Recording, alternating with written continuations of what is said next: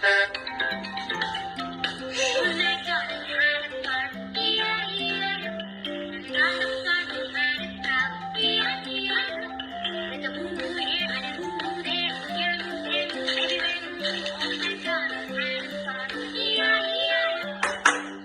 there! The benefit of playing the music and movement activity just now, which is we use Old Macdonald had a farm, is the very first one for motor planning. So basically, motor planning is a skill that they need to know on what step can create a movement. So basically, for this part, they need to know on how to form hand like this and move it from left to right. The second benefit is memorization.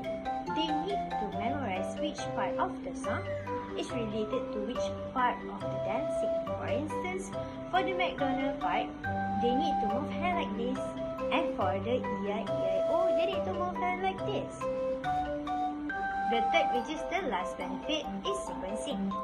Sequencing is basically they need to know on what step is need to be done for the next step. So they need to know accordingly. So the first one, second, third and fourth, they cannot just jump to the next step. So they need to know on after this one, they need to know this part. So after this one, they need to go back to this one, and then the next song, based on the song of the Old Macdonald. And which part of it? We are singing the cow part.